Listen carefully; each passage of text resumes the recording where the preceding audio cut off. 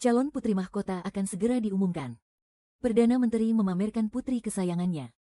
Mahir dalam segalanya, mulai dari kecapi, catur, kaligrafi, hingga melukis. Pangeran Xian memuji putrinya yang jago bermain pedang dan senjata. Tapi, saat tiba giliran ayahku, wajahnya langsung memerah. Dan sama sekali tidak terpikirkan apa keahlian khususku. Putri hamba, sangat ahli dalam menghamburkan uang. Namun mendengar itu, mata Baginda Kaisar malah berbinar terang. Beliau berkata, putra mahkota itu pada dasarnya sangat hemat. Sangat cocok untuk melengkapi gadis seperti ini.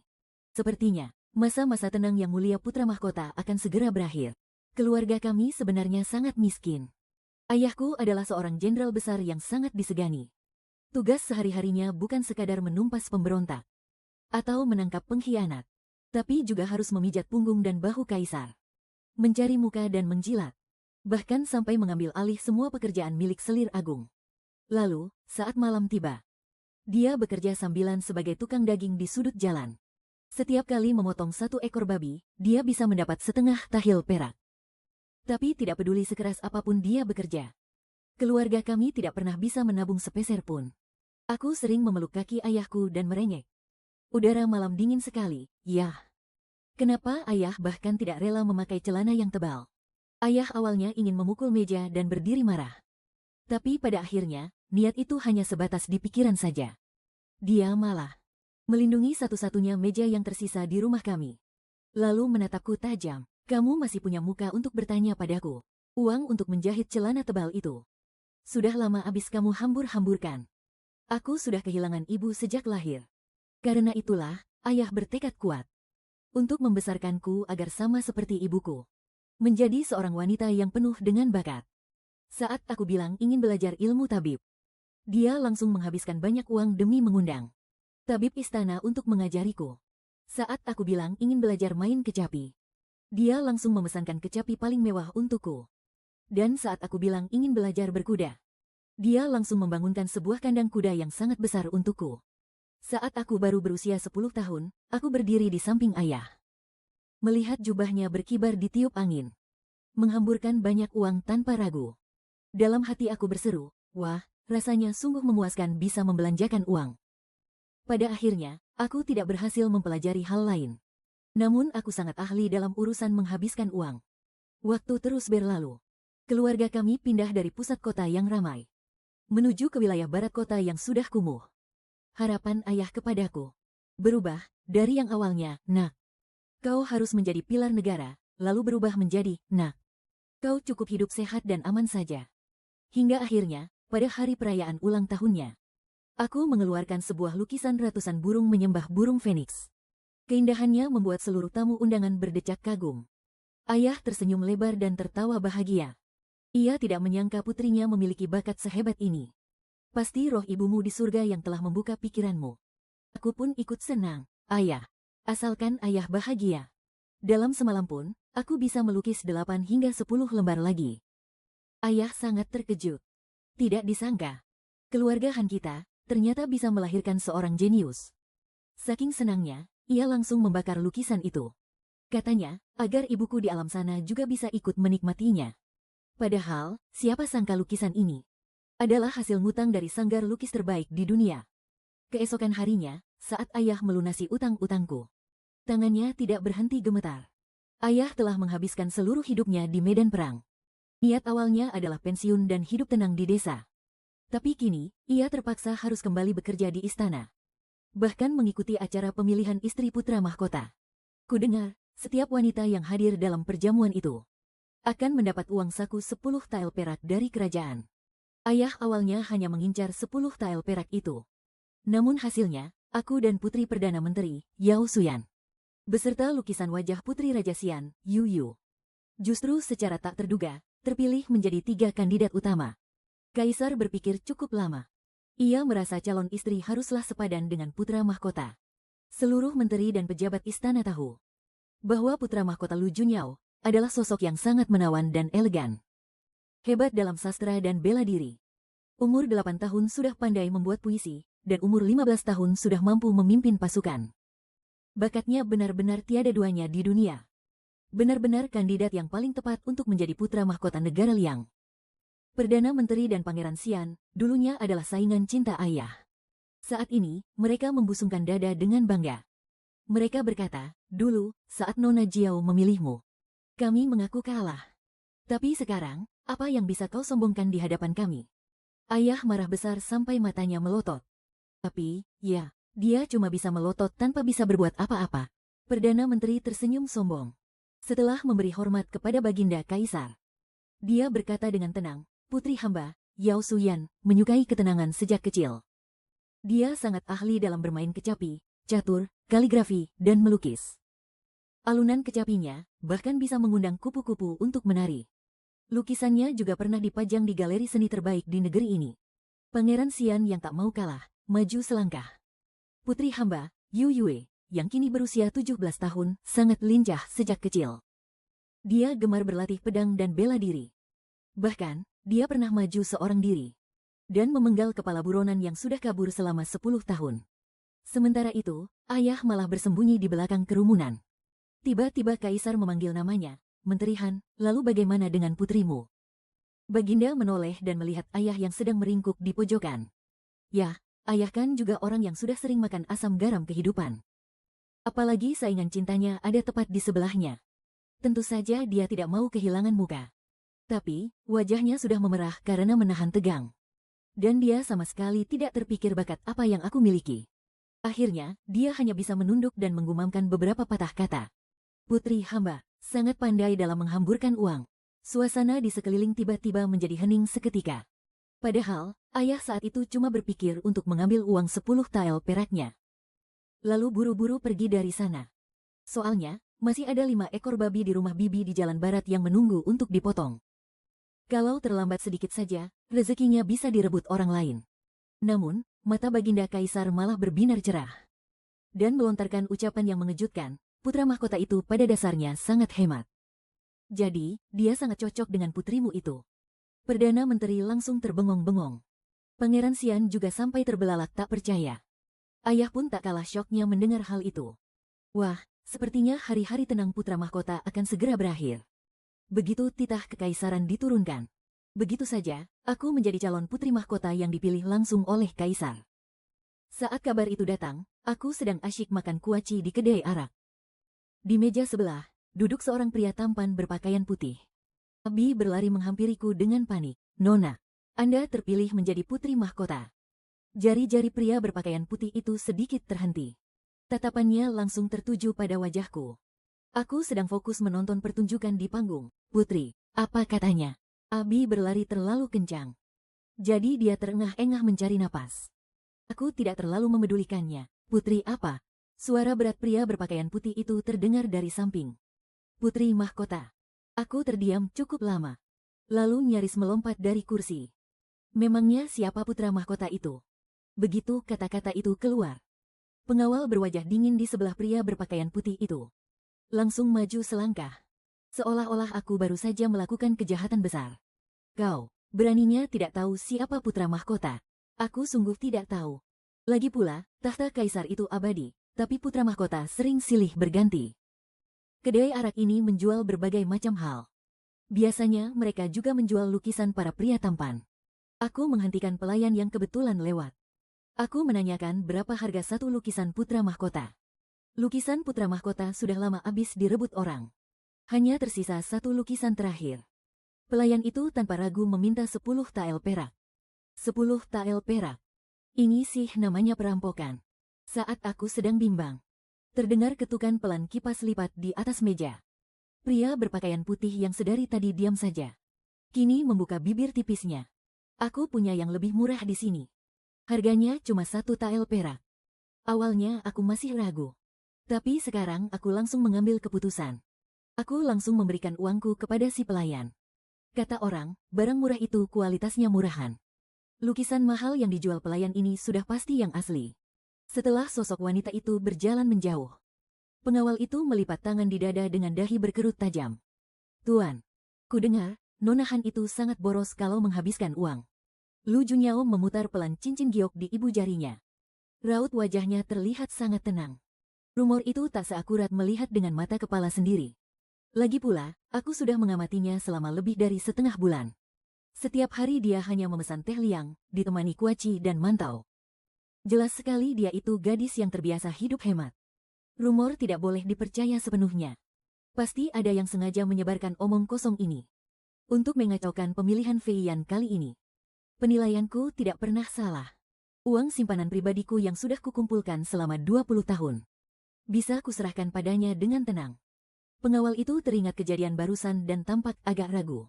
Lalu, kenapa dia tidak membeli lukisan wajah yang lebih murah saja? Telinga Lu Junyao tiba-tiba terasa agak panas. Seorang gadis yang terbiasa hemat, bahkan pelit untuk sekadar makan dan berpakaian. Tapi rela menghabiskan uang banyak demi membeli lukisan wajahku.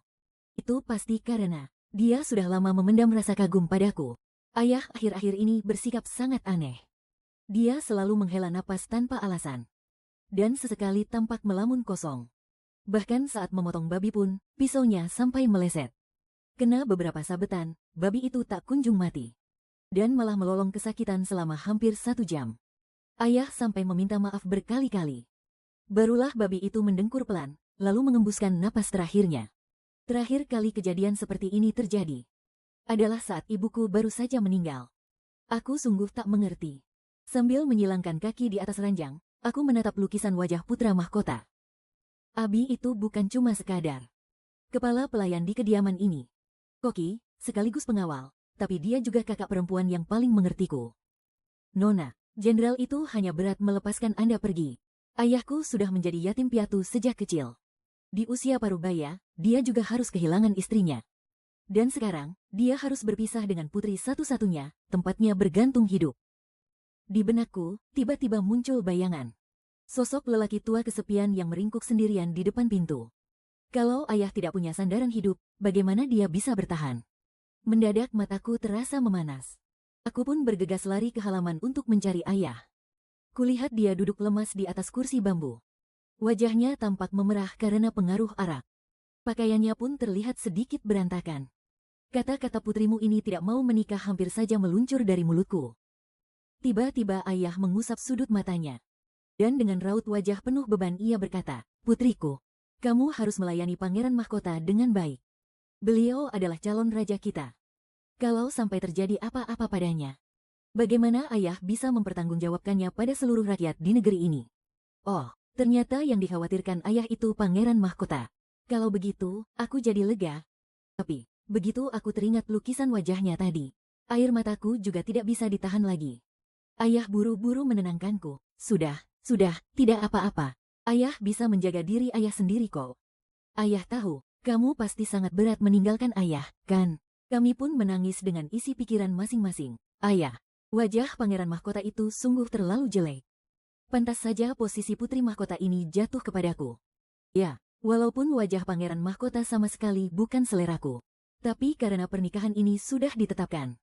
Ya sudahlah, jalani saja apa adanya. Hari pernikahan sudah semakin dekat. Tentu saja aku harus mulai membangun kedekatan dengannya. Kudengar pangeran jarang keluar kediamannya. Tidak suka mabuk-mabukan ataupun main perempuan. Dan hanya suka membaca buku. Jadi, aku meminta seorang penjual buku untuk menyiapkanku setumpuk buku. Penjual itu bertanya, buku seperti apa yang aku inginkan? Aku menggaruk bagian belakang kepalaku. Dan dengan pipi yang sedikit memerah karena terik matahari, aku menjawab. Buku untuk suamiku. Buku yang bisa kami baca dan pelajari berdua. Mendengar itu, tatapan si penjual buku perlahan berubah menjadi penuh arti. Sambil memeluk setumpuk buku yang sudah dibungkus rapi, aku pun pergi ke kediaman pangeran mahkota. Sayangnya, para pengawal di gerbang tidak mengenaliku. Ya sudah, aku cari saja sudut yang sepi lalu memanjat tembok untuk masuk. Sebenarnya, aku tidak terlalu menggebu-gebu ingin bertemu pangeran mahkota. Aku cuma sekadar ingin memanjat tembok saja. Apalagi yang dipanjat ini kan tembok kediaman pangeran mahkota. Begitu kakiku menyentuh tanah, aku melihat sebuah pohon dedalu tak jauh dari posisiku. Di bawahnya, ada seorang pria yang sedang duduk bersandar santai di kursi panjang. Sambil bermain-main dengan ikan di kolam. Pria itu memiliki pesona wajah yang begitu tampan bak lukisan. Dengan pakaian yang sangat rapi dan elegan. Penampilannya benar-benar seperti pria yang anggun. Saat dia mengangkat pandangannya dan menatapku, aku mengangkat dagu dan dengan bangga menyebutkan identitasku. Aku adalah calon putri mahkota. Suara pria itu terdengar berat. Aku tahu, Aku memandangnya cukup lama sampai akhirnya menyadarinya. Dia adalah orang yang ada di kedai minuman waktu itu. Yang bersamaku. Pria berbaju putih yang asyik makan kuaci bersamaku selama setengah bulan. Ternyata dia juga bekerja sebagai pelayan di kediaman Pangeran Mahkota. Kakiku terasa agak pegal. Aku mengetuk kursi malas itu. Bangun, biarkan aku berbaring sebentar. Pria itu tampak sedikit bingung. Apa kau tahu siapa aku? Aku berkata dengan acuh tak acuh, dengan status kita saat ini. Bukankah kau seharusnya mematuhi kata-kataku? Pria itu terdiam sejenak, lalu berdiri dengan anggun. Apa yang dikatakan Putri Mahkota memang benar. Aku kembali memperingatkannya dengan galak. Kejadian hari ini tidak boleh diceritakan kepada siapapun. Kalau tidak, awas kau, aku berbaring dan akhirnya tertidur pulas. Selama tidur, entah benda apa yang kupeluk dan kugesek-gesekkan ke wajahku. Aku hanya tahu, saat masih setengah sadar. Seseorang berteriak kencang, Pangeran Mahkota, Pangeran Mahkota datang. Aku mengusap air liurku dan langsung berdiri tegak. Namun aku sadar, hanya ada 3 orang di seluruh halaman ini. Yang berteriak bukanlah Pangeran Mahkota. Pria berbaju putih itu juga bukan Pangeran Mahkota. Kalau begitu, yang tersisa cuma aku dong. Leherku terasa sedikit kaku. Aku menoleh dengan kaku ke arah pria yang masih memegang kipas daun lontar sambil mengipasiku itu. Oh, Pangeran Mahkota. Aku masih merasa tidak percaya. Selama ini, kau adalah Pangeran Mahkota. Pangeran menunduk dan melirikku sekilas. Seolah menyiratkan bahwa aku sangat tidak sopan. Putri Mahkota, sampai kapan kau ingin aku terus mengipasimu? Mendengar ucapannya, aku nyaris membalikkan meja ini. Pelayan kedai sialan itu berani-beraninya menjual barang palsu padaku. Padahal itu adalah seluruh sisa harta kekayaanku. Tapi pangeran malah mengangkat alis, tersenyum dengan sangat lembut. Kenapa wajah Putri Mahkota menjadi sangat merah? Omong kosong, api amarah sedang naik ke ubun-ubunku, bagaimana mungkin tidak merah? Aku buru-buru pergi untuk membuat perhitungan dengan pelayan kedai itu. Kutaruh buku itu di meja, lalu aku mengangkat gaunku dan berlari pergi. Sayup-sayup terdengar suara orang berbisik di belakangku.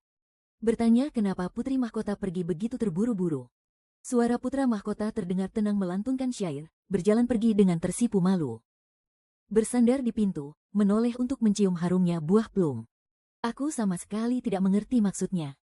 Saat aku baru sampai di depan pintu, aku refleks menoleh dan menatap putra mahkota sekilas. Dia tersenyum lagi.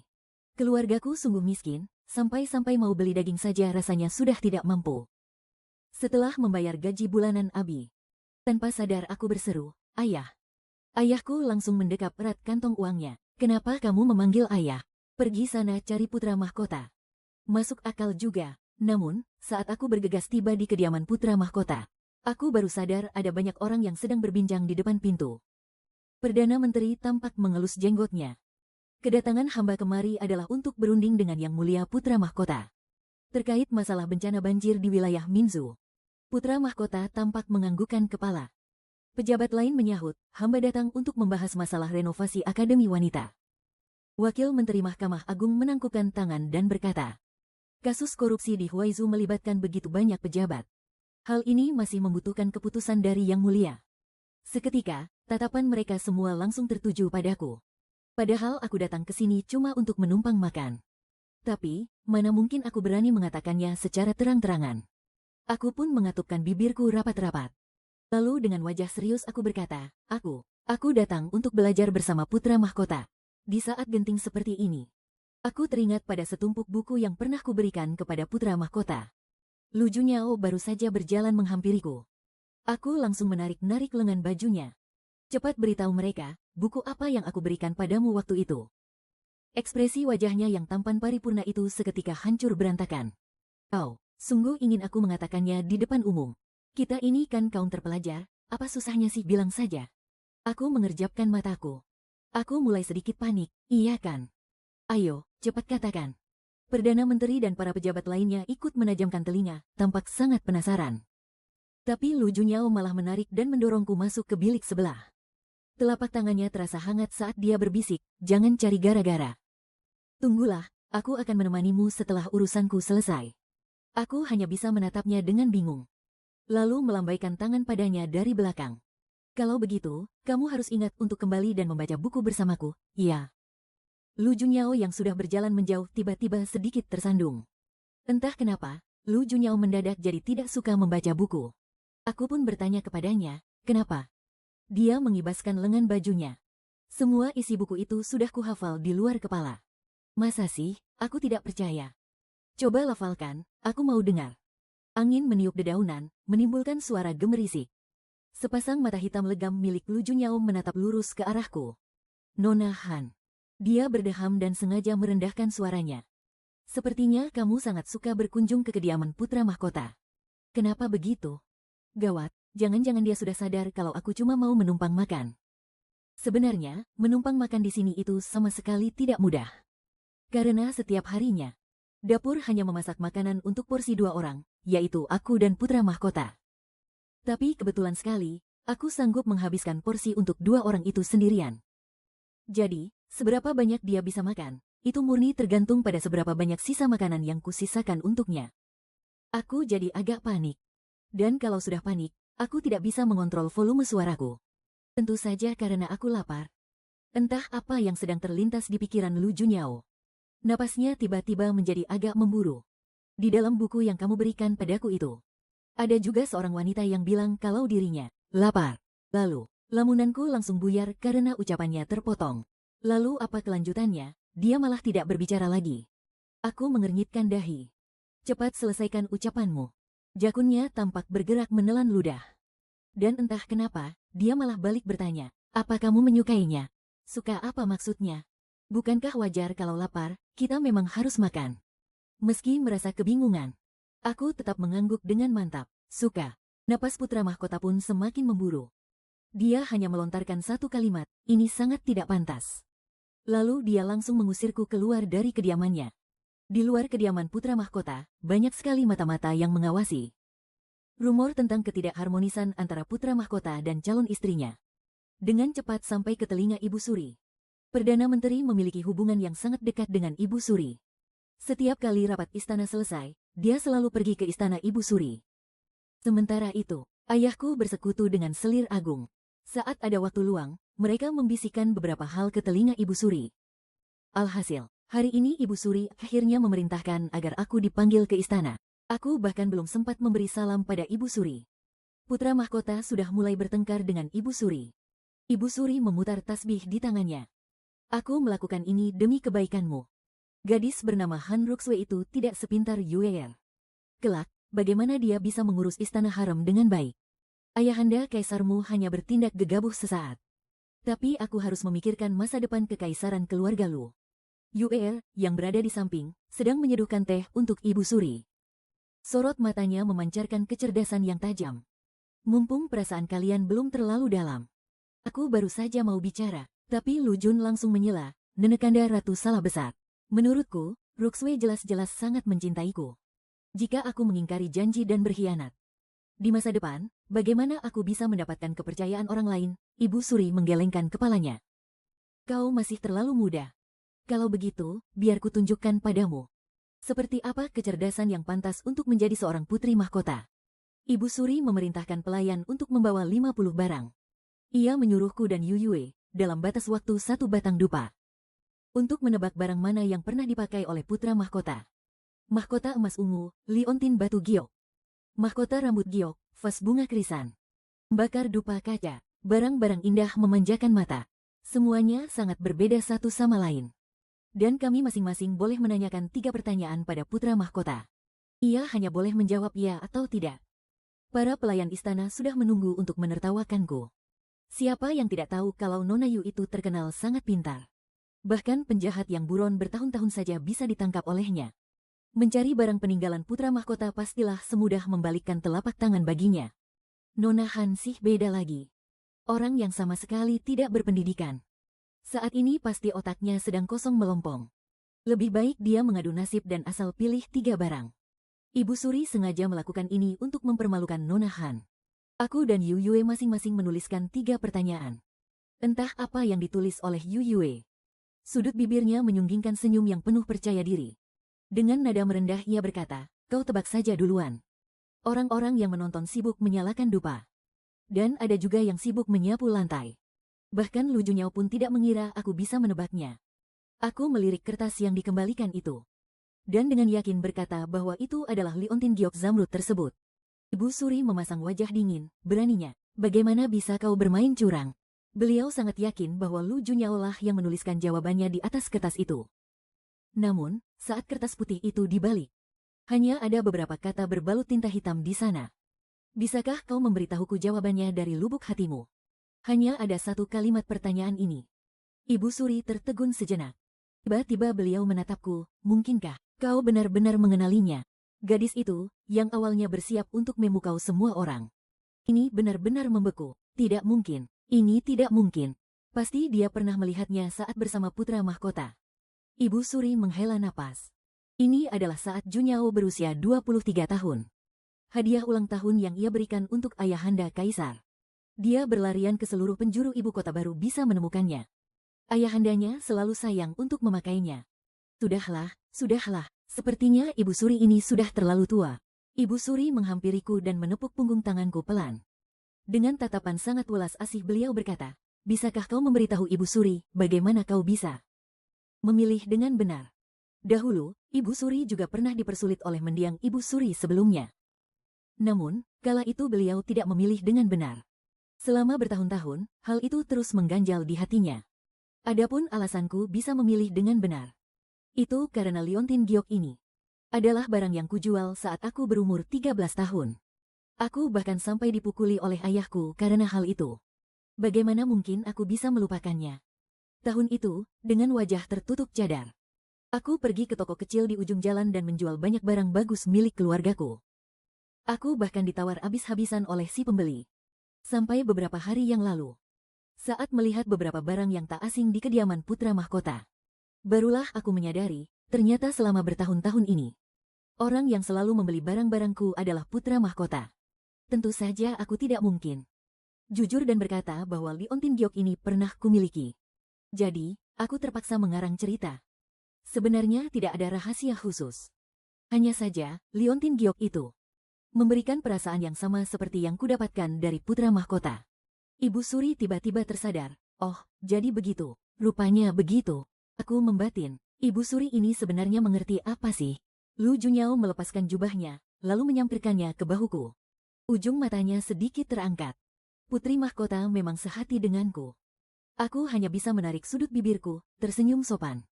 Hari sudah mulai gelap. Ibu Suri menyiapkan 2 kamar, menyuruh kami menginap di istana.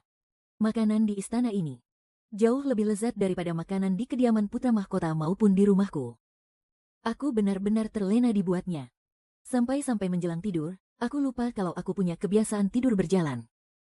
Biasanya, aku selalu tidur sekamar dengan Abi. Dia pasti akan memelukku erat-erat agar aku tidak bergerak sembarangan.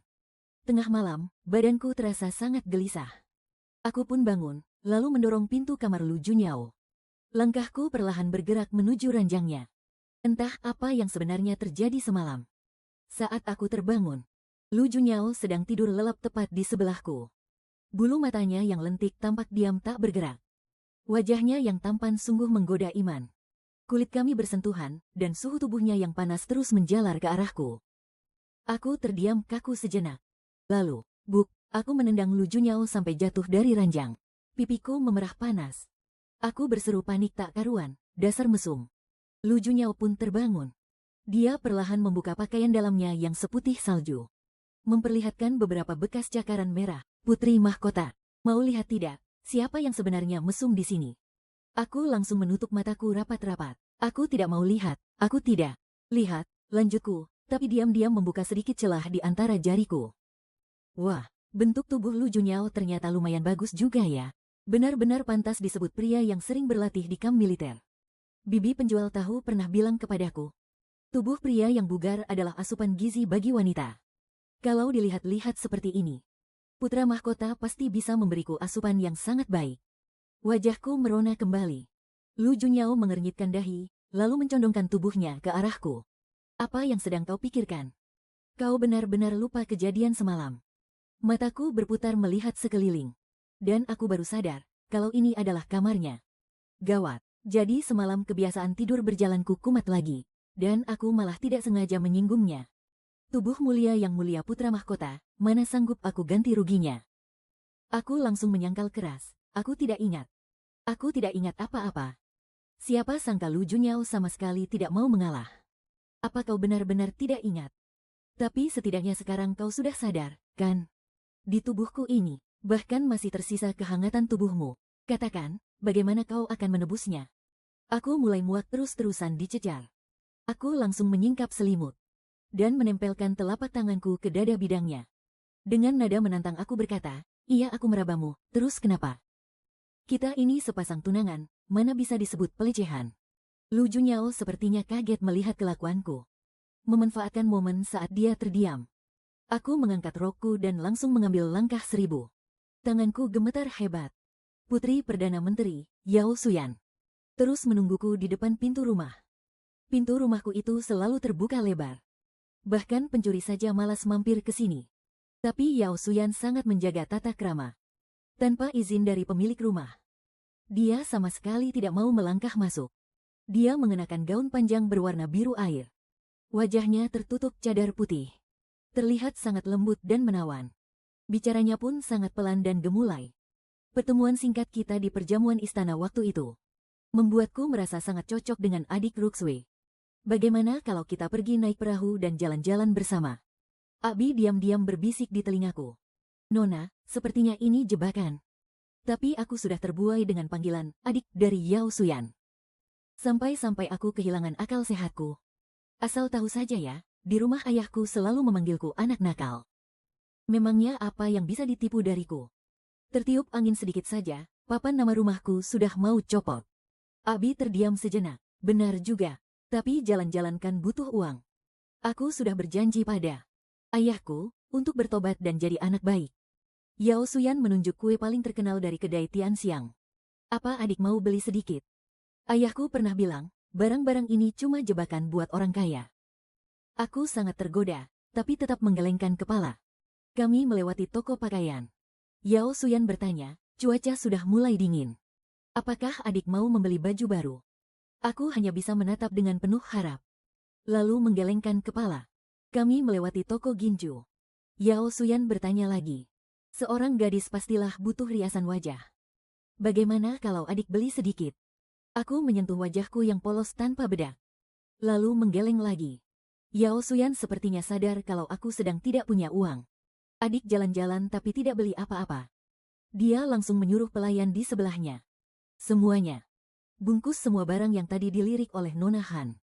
Kalau aku tidak salah ingat, aku sudah melihat hampir seluruh barang di jalan ini. Tunggu dulu, Yao Suyan menenangkanku, tenang saja.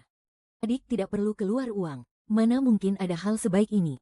Belum sempat aku kegirangan. Sudut bibirnya tiba-tiba menyeringai aneh. Calon istri yang belanja, tentu saja calon suami yang bayar. Masukkan semuanya ke dalam tagihan putra mahkota. Mulutku langsung ternganga lebar membentuk huruf O. Sekarang aku baru paham. Yao Suyan mendekatiku bukan karena kami cocok, tapi karena dia menaruh dendam padaku. Aku langsung menendang hancur perahu persahabatan kami. Yao Suyan, kita tidak punya dendam atau permusuhan apapun. Kenapa kau mau menjebakku? Di balik cadarnya, pipinya yang putih terlihat sedingin es. Kau tahu berapa lama aku melukis lukisan itu? Aku mendadak teringat kejadian beberapa waktu lalu. Saat membawa pergi lukisan dari paviliun lukisan nomor 1. 10 tahun, matanya mulai berkaca-kaca. Benar-benar 10 tahun. Siang malam aku bermimpi untuk jadi terkenal. Susah payah aku memasukkan lukisan itu ke dalam paviliun lukisan nomor 1. Tapi kau malah membakar semuanya sampai tak tersisa. Bukan aku yang membakarnya, tapi ayahku. Tapi dia itu ayah kandungku, jadi ya mau bilang apa lagi? Ayahku marah besar karena aku membuat masalah. Aku terbata-bata cukup lama. Menundukkan kepala, dan dengan luwes mengakui kesalahan. Maaf, ini semua salahku. Apapun yang kau mau, akan kubelikan. Yao Suyan awalnya ingin melihatku berdalih. Dia tidak menyangka aku akan mengaku secepat ini. Dia pun terdiam sesaat. Sambil membuang muka, dia berkata, apa gunanya minta maaf? Simpan saja kata maafmu itu. Pergi dan katakan pada putra mahkota yang sangat membenci kemewahan. Di dalam taman kekaisaran, kaisar sedang memancing bersama putra mahkota. Kaisar menundukkan pandangannya, lalu berkata, kalau tidak salah ingat, pancinganmu ini sudah dipakai hampir 8 tahun, kan? Putra mahkota tampak tenang, pikirannya entah kemana. Tapi tetap saja harus ada kailnya, kan? Anakku ini memang begini sejak kecil. Kaisar menggelengkan kepalanya. Sikapmu yang seperti ini tidak akan disukai oleh putri mahkota. Putra mahkota menjawab datar, ayahanda tidak perlu khawatir. Putri mahkota dan aku adalah teman sejiwa. Ekspresi kaisar sulit ditebak. Tiba-tiba, seorang pengawal menerobos masuk. Yang mulia putra mahkota, gawat. Kasim kepala bertanya, ada masalah apa sampai kau panik begini? Pengawal itu melapor, Han Ruxue dan Yao Suyan sedang berbelanja. Mereka bilang, semua tagihannya dimasukkan ke akun putra mahkota. Memangnya, berapa banyak uang yang bisa dihabiskan oleh dua wanita? Putra mahkota masih tetap tenang, biarkan saja dia membeli apapun yang dia mau. Meski begitu, namun pengawal itu berkata dengan nada gemetar. Dia telah menghabiskan seluruh gaji Anda selama 10 tahun. Putra mahkota langsung panik. Saat Lu Junyao baru saja tiba di rumahku. Aku sedang berlutut di depan papan arwah ibuku untuk bertobat. Di atas meja, terdapat belasan sertifikat rumah yang dikirimkan oleh para pemilik toko. Juga sertifikat tanah. Halaman rumah pun dipenuhi dengan barang-barang mewah nan mahal. Ayahku menyilangkan tangan di belakang punggung dan memaki marah. Kau sudah kehilangan ibumu sejak kecil. Anak-anak lelaki di gang itu selalu merundungmu. Saat kau berumur 3 tahun, mereka menguburmu di dalam tumpukan salju. Setelah kau besar, kau menghajar mereka semua. Ayah sama sekali tidak menyalahkanmu. Apa ayahku ini sudah pikun? Aku menghajar mereka. Jelas-jelas karena mereka merampas jangkrik peliharaanku. Tapi, ayahku tidak membiarkanku bicara. Ayah tidak punya banyak uang, tidak bisa memberimu kehidupan yang layak. Sewaktu kecil, kamu selalu memakai baju bekas orang lain. Makan pun dari sisa makanan orang lain. Tapi syukurlah, kamu bisa tumbuh dewasa dengan selamat. Apa sih yang ayah bicarakan? Sejak kecil aku hidup bergelimang harta dan kemewahan. Apa dia lupa kalau harta keluarga ini habis karena ulahku? Ayah memelototiku tajam. Kamu diam. Ayah tahu. Sejak kecil kamu selalu iri melihat orang lain punya baju baru. Iri melihat mereka bisa menyantap makanan yang lezat. Tapi meskipun begitu, kamu tidak seharusnya menghambur-hamburkan uang putra mahkota seperti ini. Kalau kamu menginginkan sesuatu, bilang saja pada ayah. Walaupun ayah harus menyembelih semua babi di dunia ini, ayah pasti akan membelikannya untukmu. Ayahku memegang sebuah cambuk, air matanya berlinang. Hari ini, di hadapan mendiang ibumu, ayah akan mendidikmu lagi. Aku belum sempat membuka mulut. Ahbi sudah lebih dulu berlutut. Tuan besar, kasihanilah Nona. Tubuh Nona sangat lemah. Beliau tidak akan sanggup menahan pukulan ini.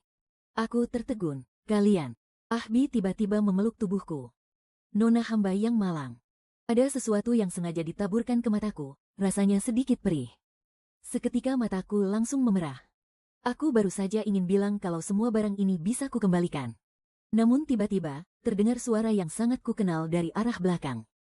Jenderal Han. Ternyata Lu Junyao yang datang. Dia menundukkan pandangannya menatapku. Matanya menyiratkan kelembutan dan rasa iba. Semua ini adalah ideku. Tidak ada hubungannya dengan Ruo Sui. Ayahku. Dan Lu Junyao mengobrol panjang lebar di dalam ruangan yang sederhana itu. Ayahku bertanya, apakah yang mulia putra mahkota tidak menyalahkan Ruo Sui karena telah menghamburkan uang seperti ini?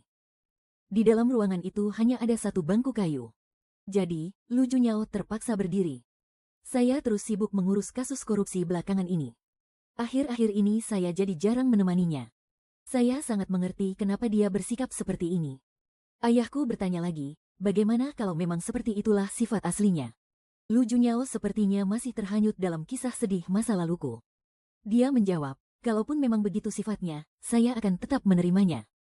Setelah selesai menguping, Abi segera kembali dan menceritakan semuanya kepadaku. Aku memeluk bantal dan menangis semalaman. Bagaimana bisa ayahku menjelek-jelekanku seperti itu? Keesokan harinya, Lu Junyao datang menemuiku. Mataku masih bengkak. Wajahnya juga terlihat agak pucat dan lelah. Aku tahu, ini pasti karena aku sudah menghabiskan semua uangnya. Mungkin saja semalam dia sama seperti ayahku. Pergi ke barat kota untuk memotong babi. Lagi pula, sebelum pergi dia sempat bertanya pada ayahku. Jenderal, berapa banyak uang yang bisa didapat dari memotong seekor babi? Ya ampun, pangeran mahkota macam apa itu, sungguh tidak pantas. Aku bersiap mengembalikan surat-surat tanah ini pada Lu Junyao. Namun baru saja kuangsurkan tanganku, dia langsung menggenggamnya.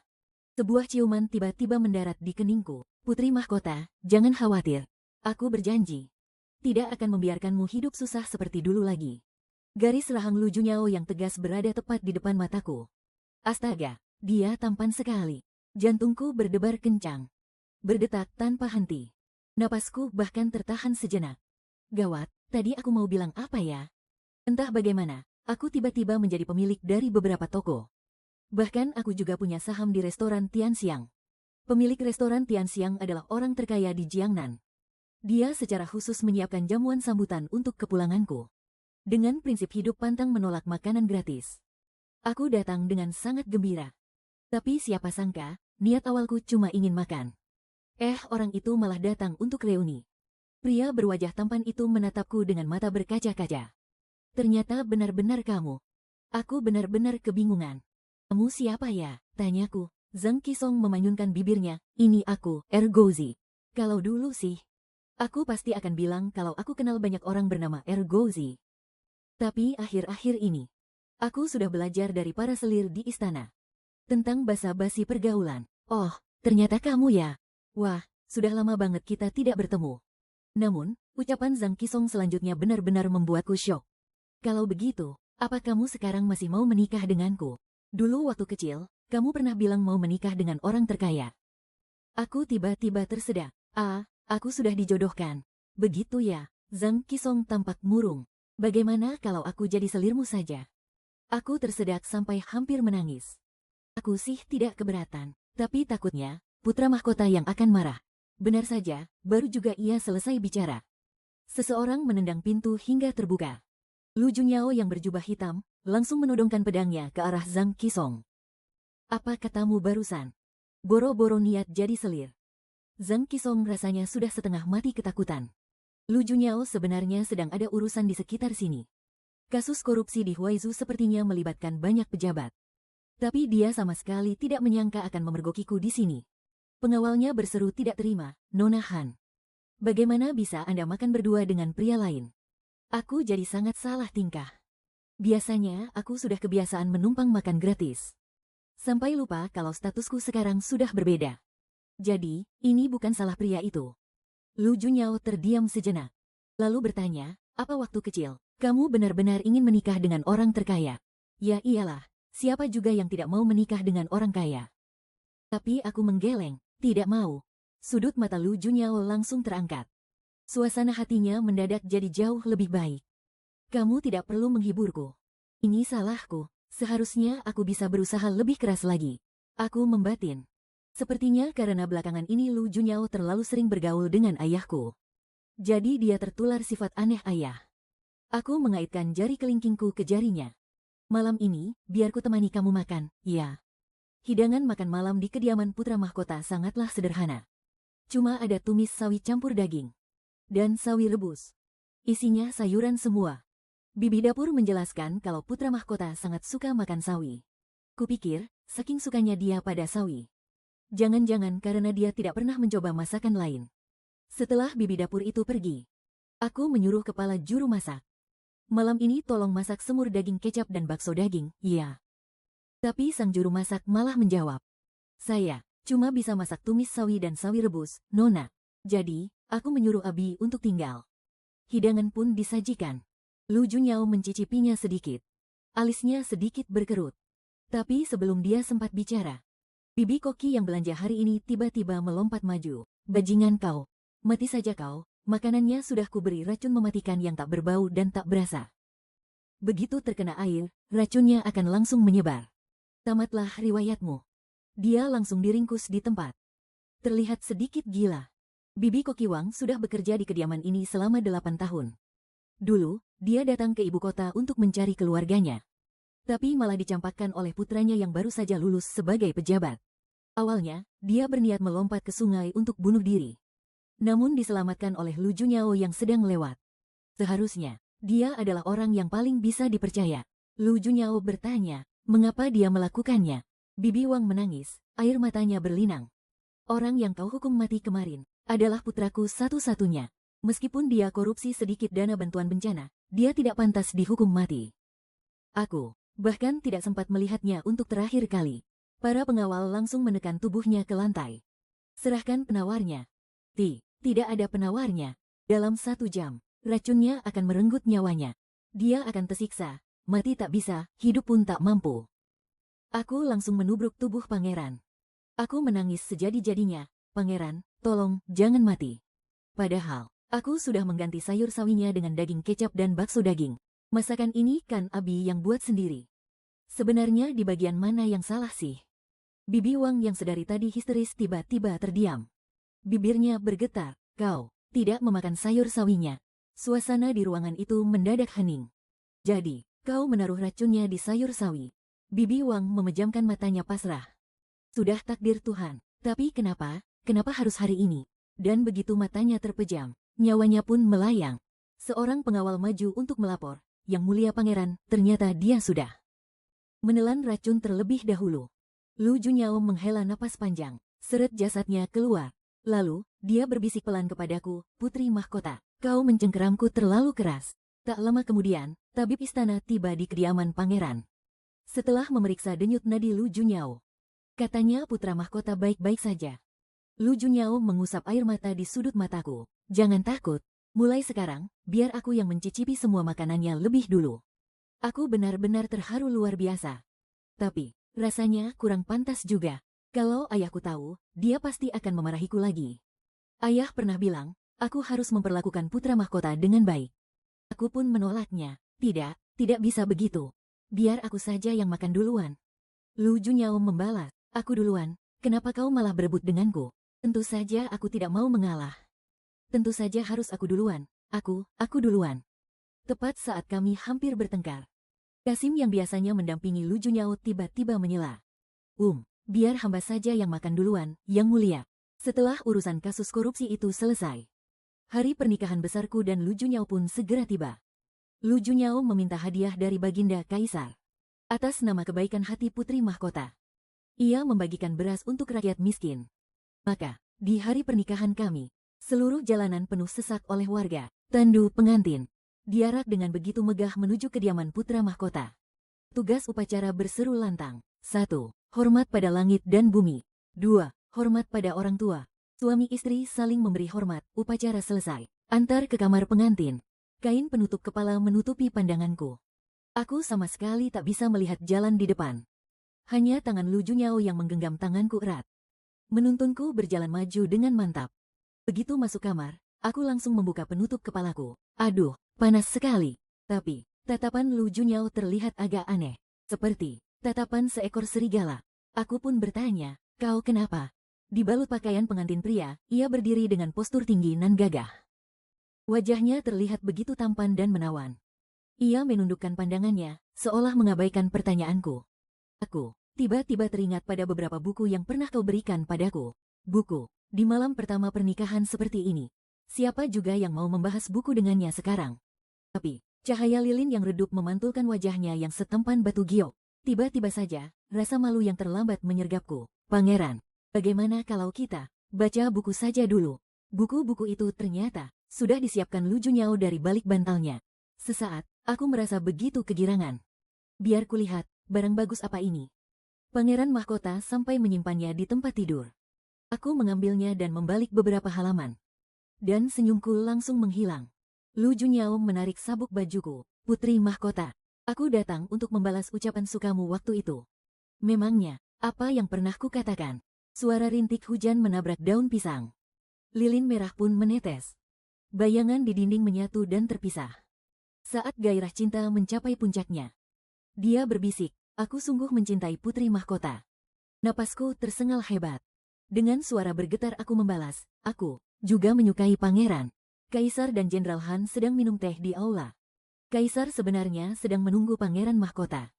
Tapi pangeran tak kunjung datang. Beliau langsung bisa menebak apa yang sedang terjadi. Lagi pula, dulu dia dan permaisuri juga begitu. Kaisar mengumpat pelan, "Bocah kurang ajar."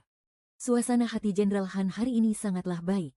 Melihat putrinya mengenakan riasan pengantin merah hari ini, dia tiba-tiba teringat pada mendiang istrinya. Sudah 18 tahun berlalu. Kaisar terdiam cukup lama. "Menteri Han, aku yang telah bersalah padamu." Jenderal Han meneguk araknya. Dia menggeleng, Mengapa Yang Mulia berkata demikian? Sekalipun waktu bisa diulang, hamba akan tetap membuat keputusan yang sama. 18 tahun yang lalu, pasukan pemberontak menyerang ibu kota. Sebagian menerobos masuk ke istana, dan sebagian lagi menyerbu kediaman keluarga Han. Padahal saat itu, Nyonya Han akan segera melahirkan. Saat kabar itu tiba, Han Zhendong tetap memerintahkan pasukannya untuk melindungi istana. Dia hanya membawa sekelompok kecil prajurit untuk menyelamatkan istrinya. Kaisar berhasil selamat tanpa luka sedikit pun. Namun, saat Han Zhendong kembali ke kediamannya, dia hanya melihat mayat berserakan. Nyonya Han tergeletak di tanah, sudah tak bernyawa. Perut Han Zhendong langsung mual tak tertahankan. Seluruh tubuhnya bergetar hebat. Dia mengangkat pedangnya, bersiap untuk menyusul sang istri. Tepat pada saat itu juga, dia mendengar tangisan bayi. Itu adalah putri yang dilindungi istrinya mati-matian. Selama bertahun-tahun, dia selalu berusaha mati-matian menyayangi putrinya. Seolah-olah dengan cara itu, dia bisa sedikit menebus rasa bersalah pada sang istri. 18 tahun yang lalu, dia tidak melakukan kesalahan apapun. Tapi setiap kali dia mengingat kejadian itu, dia akan menggores lengannya dengan pisau. Setelah menikah, meskipun Lu Junyao sangat memanjakanku, tetap saja banyak wanita penggoda yang berkerumun di sekitarnya. Abi sampai bilang, "Putri mahkota, Anda harusnya bertindak dong." Sedangkan aku malah sibuk jalan-jalan dan nonton pertunjukan bersama para adik putri. Dan kembali mengulang kebiasaan buruk masa kecilku. Di sisi lain, Lu Junyao sibuk mencari uang. Sesekali saat tak sengaja bertemu ayahku, dia akan mengeluh dengan wajah memelas. "Ayah mertua, ayah tidak pernah bilang kalau putri mahkota sangat boros." Ayahku dengan polosnya menjawab, "Kau juga tidak pernah tanya. Beberapa adik putriku sudah menikahi menantu kekaisaran dan berhasil menundukkan suami mereka sepenuhnya. Melatih pria itu sama saja seperti melatih anjing. Pegang saja titik kelemahannya, maka dia akan menuruti semua perkataanmu. Ada pria yang kalau dikasih hati, malah ngelunjak. Kakak ipar, dengarkan saja kami, cara ini pasti berhasil." Bibiku yang datang dari jauh juga ikut menasihatiku. Hanya dengan menguasai kendali keuangan, kau baru bisa menjadi satu-satunya penguasa di rumah. Kau harus melakukan ini dan itu. Mendengarnya saja sudah membuat kepalaku pusing 7 keliling. Sebenarnya tidak perlu serepot itu. Begitu Lu Junyao pulang setelah menerima gajinya, aku langsung menengadahkan kedua tanganku. "Sini, berikan padaku." Lu Junyao langsung terdiam. "Putri mahkota, belakangan ini kau semakin apa? Semakin cantik saja." Putra mahkota mencurahkan seluruh perhatiannya hanya padaku. Hal ini membuat Permaisuri merasa agak kesal. Sebagai putra mahkota, tidak pantas hanya memanjakan satu wanita saja. Beliau pun mengirimkan beberapa wanita yang sangat cantik bagai bidadari ke kediaman putra mahkota. Kalau putra mahkota menyukai mereka, itu sangat sesuai dengan rencana Permaisuri. Tapi kalau putra mahkota tidak tertarik, itu juga bisa memancing keributan di antara kami berdua. Asalkan aku cemburu buta dan membuat keributan. Siapa tahu saja suatu hari nanti putra mahkota akan berubah pikiran. Di luar dugaan, aku sama sekali tidak merasa terganggu. Aku malah merasa sangat kegirangan. Bagus sekali. Dengan begini, Lu Junyao bisa menghidupi kita semua. Kebetulan Lu Junyao baru saja pulang, dan wajahnya tampak agak pucat. Dia yang jarang marah tiba-tiba berkata sinis, "Kau sepertinya senang sekali ya? Apa kau sama sekali tidak peduli dengan kesehatanku?"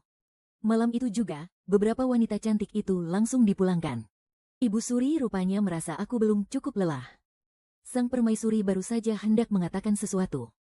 Tetapi Lu Junyao malah melempar para wanita itu ke istana belakang kaisar.